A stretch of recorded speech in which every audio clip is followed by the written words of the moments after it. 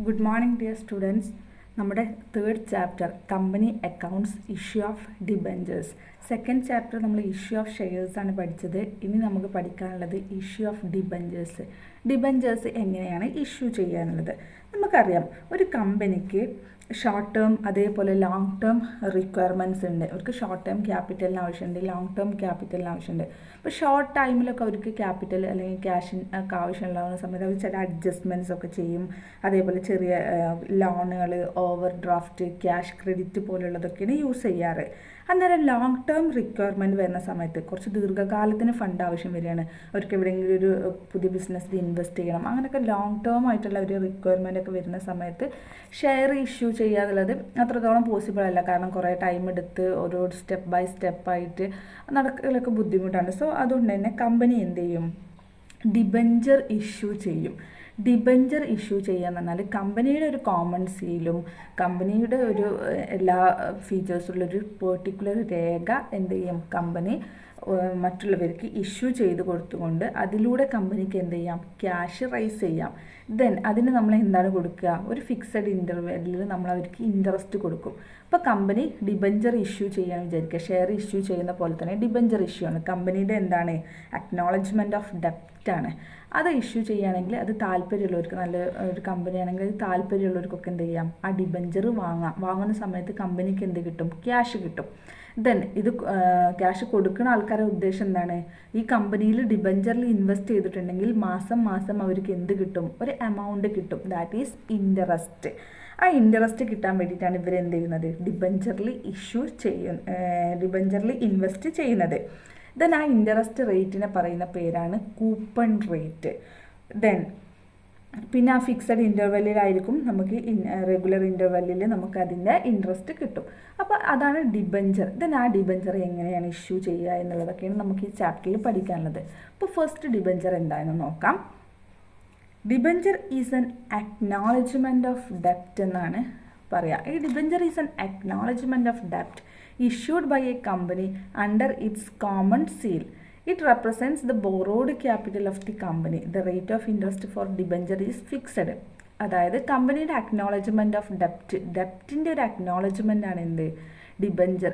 ഈ ഡിബഞ്ചർ എന്ന് പറയുന്നത് borrowed capital of the company. കമ്പനിയുടെ ബോറോവ്ഡ് ക്യാപിറ്റലാണ്. അതായത് കമ്പനിയുടെ അസറ്റ് അല്ല. ഡിബഞ്ചർ അത്ര കമ്പനിക്ക് ഉണ്ട് എന്ന് പറഞ്ഞിട്ടുണ്ടെങ്കിൽ കമ്പനിക്ക് അത്ര അസറ്റ് ഉണ്ട് എന്നല്ല അർത്ഥം. കമ്പനീൻ്റെ അത്ര ബോറോവ്ഡ് ക്യാപിറ്റൽ ഉണ്ട്. അതായത് കടം വാങ്ങിയ ക്യാപിറ്റൽ ഉണ്ട്, കമ്പനിക്ക് അത്രത്തോളം ലയബിലിറ്റി ഉണ്ട് എന്നാണ് അതിൻ്റെ മീനിങ്.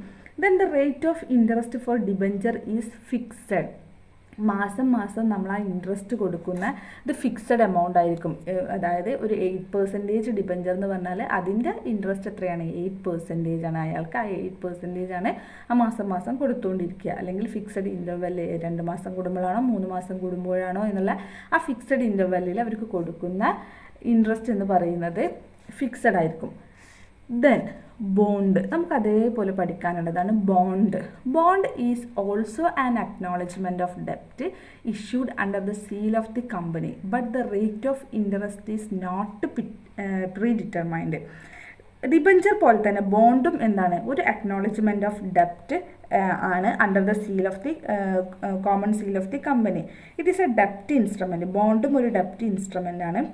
പക്ഷേ ബോണ്ടും ഡിബഞ്ചറും തമ്മിലുള്ള ആദ്യത്തെ വ്യത്യാസം എന്ന് പറഞ്ഞാൽ നമ്മൾ പറഞ്ഞു ഡിബഞ്ചറിൻ്റെ റേറ്റ് ഓഫ് ഇൻട്രസ്റ്റ് ഫിക്സഡ് ആണെന്ന് പറഞ്ഞു. പക്ഷേ ബോണ്ടിൻ്റെ rate of interest predetermined അല്ല. അതായത് നേരത്തെ തന്നെ ബോണ്ടിന് ഇത്ര റേറ്റ് ഇൻട്രസ്റ്റ് എന്ന് ഫിക്സ് ചെയ്തിട്ടില്ല. അതേപോലെ മാസം മാസമാണ് എന്നുള്ളതൊന്നും എന്ത് ചെയ്തിട്ടില്ല? ഫിക്സ് ചെയ്തിട്ടില്ല. അതായത് ഇന്ത്യയിൽ ബോണ്ടും ഡിബഞ്ചറും ഏകദേശം സെയിം തന്നെയാണ്, വലിയ വ്യത്യാസമൊന്നുമില്ല. അപ്പോൾ ഈ ഇൻട്രസ്റ്റിൻ്റെ പ്രീ ഡിറ്റർമിനേഷനിൽ മാത്രമേ വ്യത്യാസമുള്ളൂ. ദെൻ ബോണ്ട് നമുക്ക് എന്ത് ചെയ്യാം? ഡിബഞ്ചർ നമുക്ക് സെക്യൂർഡും ഉണ്ട് അൺസെക്യൂർഡും ഉണ്ട്. സെക്യൂർഡ് ഡിബഞ്ചറും ഇഷ്യൂ ചെയ്യാം, അൺസെക്യൂർഡ് ഡിബഞ്ചറും ഇഷ്യൂ ചെയ്യാം. പക്ഷെ ബോണ്ട് എപ്പോഴും എന്തായിരിക്കും? സെക്യൂർഡ് തന്നെ ആയിരിക്കും. നിങ്ങൾക്കറിയാം, ഗവൺമെൻറ്റൊക്കെ ബോണ്ട് ഇഷ്യൂ ചെയ്യാറുണ്ട്. അതായത് സെക്യൂരിറ്റി ഉള്ള സെക്യൂർഡ് ആയിട്ടുള്ള ഡിബഞ്ചറിനെയാണ് എന്ത് പറയുന്നത്? ബോണ്ട് എന്ന് പറയുന്നത്. Then bond are generally issued by government and semi government organisation. Private firms ഒന്നും ബോണ്ട് ഇഷ്യൂ ചെയ്യാറില്ല. നമ്മുടെ ഗവൺമെൻറ് അതേപോലെ സെമി ഗവൺമെൻറ് ഓർഗനൈസേഷൻസ് ഒക്കെയാണ്. നിങ്ങൾക്കറിയാം മസാല ബോണ്ട്, ഇപ്പോൾ ലേറ്റസ്റ്റ് ആയിട്ടൊക്കെ ഉണ്ടായിരുന്ന മസാല ബോണ്ട്, അതൊക്കെ ഗവൺമെൻറ്റാണ് ഇഷ്യൂ ചെയ്യുന്നത്. അപ്പോൾ ബോണ്ട് എന്ന് പറഞ്ഞാൽ അക്നോളജ്മെൻറ്റ് ഓഫ് ഡെപ്റ്റ് തന്നെയാണ്, പക്ഷേ സെക്യൂർഡ് ആയിട്ടുള്ള ഡിബഞ്ചറിനെയാണ് എന്ത് പറയുന്നത്, ബോണ്ട് എന്ന് പറയുന്നത്. ബോണ്ടിൻ്റെ ഇൻട്രസ്റ്റ് റേറ്റ് പ്രീ ഡിറ്റർമിൻഡ് അല്ല. Government and semi government organisations ഒക്കെയാണ് ബോണ്ട് എന്ത് ചെയ്യാറ്, ഇഷ്യൂ ചെയ്യാറുള്ളത്. ദെൻ അടുത്തത് നമുക്ക് ഡിഫറൻസ് ആണ് പഠിക്കാനുള്ളത്. ബോണ്ട് വേഴ്സസ് ഡിബഞ്ചർ ഉണ്ട്, ഷെയർ വേഴ്സസ് ഡിബഞ്ചറും നമുക്ക് പഠിക്കാനുണ്ട്. First bond versus debenture. Bond it is issued without predetermined rate of interest, അതാണ് debenture issued at a predetermined rate of interest. Then ബോണ്ടിൽ പറയുന്നത് it is issued at maximum discount, അന്നേരം ഡിബഞ്ചറിൽ it is issued at lesser discount. Maximum ഡിസ്കൗണ്ടിലാണ് bond issue ചെയ്യാറ്, അന്നേരം debenture lesser discount. കാരണം എന്താണ്, മാസം മാസം അതിനൊരു ഫിക്സഡ് റേറ്റ് അടക്കുന്നുണ്ട്. Then the difference between redemption and price and issue price of bond is treated as interest. അതായത് ബോണ്ടിൻ്റെ റിഡംഷൻ പ്രൈസും ഇഷ്യൂ പ്രൈസും, എത്രയാണോ ബോണ്ട് ഇഷ്യൂ ചെയ്യുന്നത് അത് റിഡംഷൻ ചെയ്യുന്ന സമയത്തുള്ളതും രണ്ടിനെയും എന്താണ് പറയുന്നത്, ആ എമൗണ്ട്, ആ ഡിഫറൻസിനെയാണ് എന്ത് പറയുന്നത്, ഇൻട്രസ്റ്റ്. അതായത് നമ്മളൊരു ബോണ്ട് വാങ്ങി, ഒരു 1 lakhന് ബോണ്ട് വാങ്ങി എന്ന് വിചാരിക്കുക. അത് നമ്മൾക്ക് എന്ത് ചെയ്യും, ഇത്ര പീരീഡ് കഴിയുമ്പോൾ നമ്മൾ ആ ബോണ്ട് എന്ത് ചെയ്യും, ബോണ്ട് നമ്മൾ റിഡംഷൻ ചെയ്യില്ല, ബോണ്ട് തിരിച്ചു കൊടുക്കില്ല. ആ സമയത്ത് നമ്മൾ വേറൊരു എമൗണ്ട് ആയിരിക്കും നമുക്ക് കിട്ടുക. അപ്പോൾ ആ വരുന്ന ഒരു 1,50,000 വിചാരിക്കുക. ദെൻ ആ 50,000 ആണ് അവിടുത്തെ എന്ത്, ഇൻട്രസ്റ്റ് എന്ന് പറയുന്നത്, നമ്മുടെ ലാഭം എന്ന് പറയുന്നത്. ദെൻ ഡിബഞ്ചർ ആകുമ്പോഴോ, ഡിബഞ്ചർ എന്ന് പറഞ്ഞാൽ നമുക്ക് മാസം മാസം ഫിക്സഡ് റേറ്റ് ഓഫ് ഇൻട്രസ്റ്റ് നമുക്ക് കിട്ടും. അപ്പോൾ നമ്മുടെ ലാഭം അല്ലെങ്കിൽ നമ്മുടെ ഇതെന്ന് പറയുന്നത് എന്താണ്, ആ ഇൻട്രസ്റ്റ് റേറ്റ് തന്നെയാണ്. Then face value of interest എന്ന് പറഞ്ഞാൽ ഡിബഞ്ചർ നമ്മൾ പറയല് 8% ഡിബഞ്ചർ അല്ലെങ്കിൽ 12% ഡിബഞ്ചർ, ആ എമൗണ്ട്, ആ ഇൻട്രസ്റ്റ് റേറ്റ് കൂട്ടിക്കൊണ്ടാണ് നമ്മൾ ഡിബഞ്ചറിൻ്റെ വാല്യൂ പറയാറ്. Then share versus debenture. ഷെയറും ഡിബഞ്ചറും നമ്മൾ എന്തൊക്കെയാണ് ഡിഫറൻസ്, ഇത് ഇമ്പോർട്ടൻ്റ് ആണ്. Share is a part of owned capital, നമുക്കറിയാം share is a ownership capital. Then debenture എന്താണ്, it's a part of borrowed or loan capital ആണ്. ദെൻ ഷെയർ എന്താണ്, dividend is paid on shares, ഷെയറിന് കൊടുക്കുന്നതാണ് dividend, അന്നേരം ഡിബഞ്ചറിന് എന്താണ്, ഇൻട്രസ്റ്റ് ആണ്.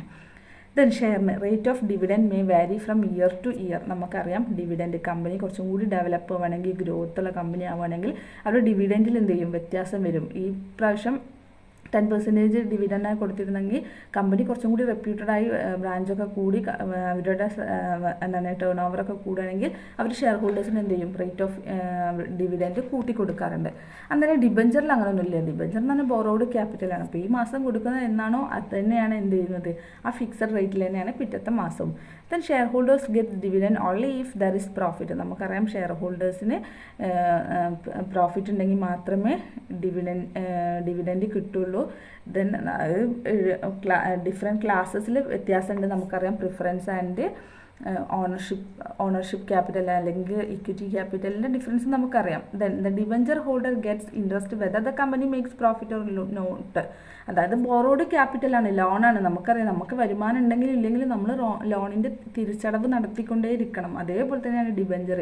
കമ്പനിക്ക് ലാഭമുണ്ടോ ലാഭമില്ലേ എന്നുള്ളതൊന്നും എന്തല്ല അവരെ സംബന്ധിച്ചിടത്തോളം ഒരു വിഷയമല്ല. ആ മാസം മാസം ആ ഫിക്സഡ് റേറ്റ് അടച്ചുകൊണ്ടേ ഇരിക്കണം. Then share is unsecured. Then debenture is generally secured. നമുക്കറിയാം ഷെയർ അൺസെക്യൂർഡ് ആണ്. കമ്പനി എന്താണ് ലയബിലിറ്റി ഒക്കെ ലിമിറ്റഡ് ആണ് എന്ന് പറഞ്ഞിട്ടുണ്ടെങ്കിലും എന്താണ് അൺസെക്യൂർഡ് അല്ലേ. അന്നേരം ഡിബഞ്ചറിലല്ലേ സെക്യൂർഡ് ആണ്, സെക്യൂരിറ്റി ഉണ്ട്. ആ ഡിബഞ്ചർ എന്തായാലും കമ്പനി ഇപ്പോൾ ഒരു പാളിസായിട്ട് കമ്പനി വൈൻഡപ്പ് ചെയ്യണം എന്ന് വിചാരിക്കുക സമയത്ത് ആർക്കാണ് ആദ്യം റീപേയ്മെൻറ്റ് കൊടുക്കുക, നമ്മൾ കമ്പനീൻ്റെ എല്ലാ അസറ്റും കണ്ടു കെട്ടി അത് വിറ്റ് അതിൻ്റെ തിരിച്ചടവ് നടത്തുമ്പോൾ നമ്മൾ കടം കൊടുക്കാനുള്ള ആൾക്കാർക്കാണ് നമ്മൾ ആദ്യം കൊടുക്കാറ്. അത് ചെയ്തതിന് ശേഷം മാത്രമേ ഷെയർ ഹോൾഡേഴ്സിന് കിട്ടുള്ളൂ. അപ്പോൾ എപ്പോഴും ഡിബഞ്ചർ എന്താണ് സെക്യൂർഡ് തന്നെയാണ്. കമ്പനിയുടെ സെക്യൂരിറ്റിൻ്റെ മുകളിലാണ് ഡിബഞ്ചർ, അതുകൊണ്ട് തന്നെ അതിന് എപ്പോഴും സെക്യൂരിറ്റി ഉണ്ട്. Then share holder is a proprietor. ഷെയറിൽ നമുക്കറിയാം ഷെയറിൻ്റെ ഹോൾഡർ ആണ് അവിടുത്തെ ഓണേഴ്സ് എന്നുള്ളത്. അതായത് ഡിബഞ്ചർ ഹോൾഡർ ആരാണ്, creditor of the company. Company cash കൊടുക്കാനുള്ള ആൾക്കാരാണ് ഡിബഞ്ചർ ഹോൾഡേഴ്സ്. ഷെയർ ഹോൾഡേഴ്സ് എന്ന് പറഞ്ഞാൽ അവരുടെ ഓണേഴ്സാണ്. അപ്പോൾ ഇത്രയാണ് basic differences between share versus debenture.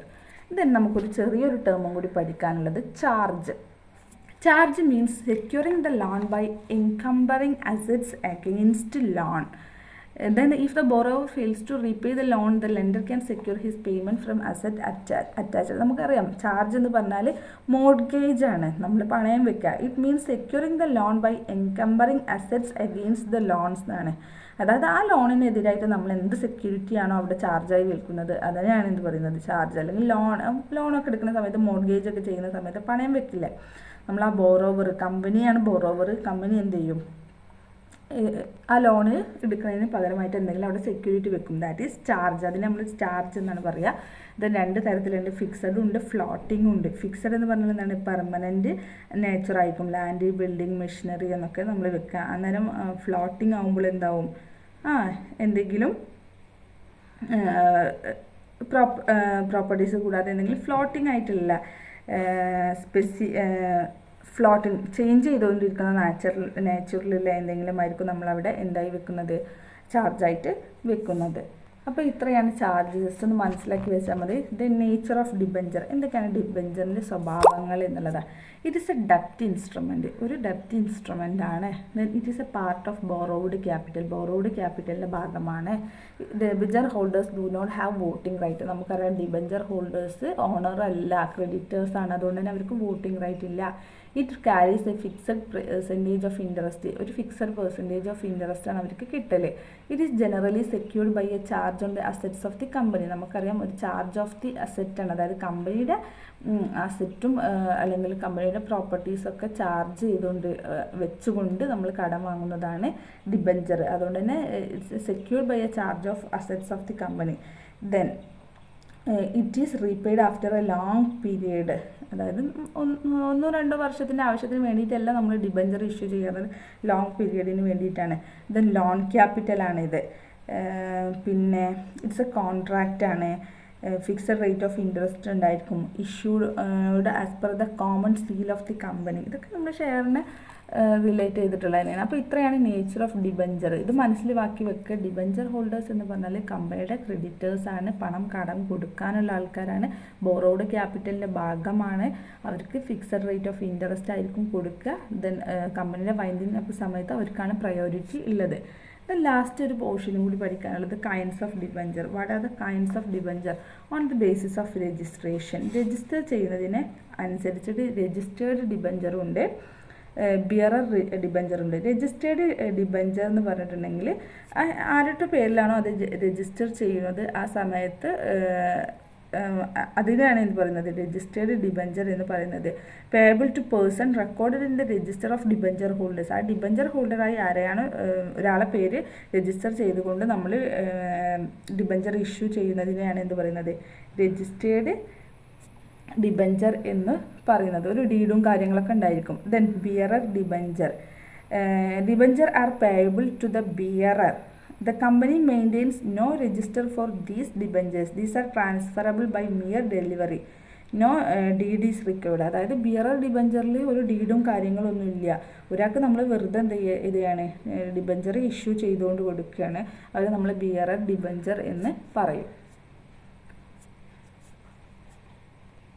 The next category on the basis of security.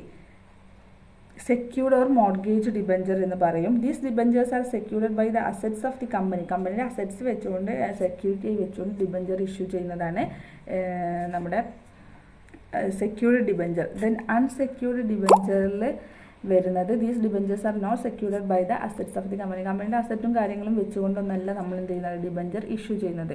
Then redemption on the basis of redemption. Redeemable ഉണ്ട്, irredeemable ഉണ്ട്. നമുക്കറിയാം debentures R redeemable after A fixed period of time.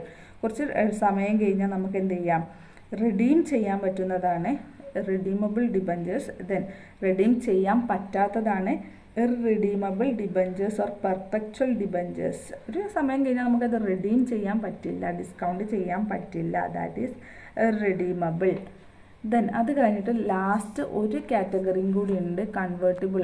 That is convertible and non convertible. നമുക്കറിയാം convertible ഒരു period കഴിഞ്ഞിട്ടുണ്ടെങ്കിൽ അതിനെ ഷെയറാക്കി convert ചെയ്യാൻ പറ്റുന്നതാണ് convertible debentures. അന്നേരം ഒരു പീരീഡ് കഴിഞ്ഞാൽ അത് ഷെയറാക്കി കൺവേർട്ട് ചെയ്യാൻ പറ്റാത്തതാണ് അൺകൺവേർട്ടിബിൾ ഡിബഞ്ചേഴ്സ് എന്ന് പറയുന്നത്, ഓർ നോൺ കൺവേർട്ടിബിൾ ഡിബഞ്ചേഴ്സ് എന്ന് പറയുന്നത്. അപ്പോൾ ഇത്രയേ ഉള്ളൂ ഡിബഞ്ചറിൻ്റെ classification. Then issue of debentures നമുക്ക് അടുത്ത ക്ലാസ്സിൽ നോക്കാം. ഇതിൽ എന്തെങ്കിലും ഡൗട്ട്സ് ഉണ്ടെങ്കിൽ നിങ്ങൾ ചോദിക്കുക.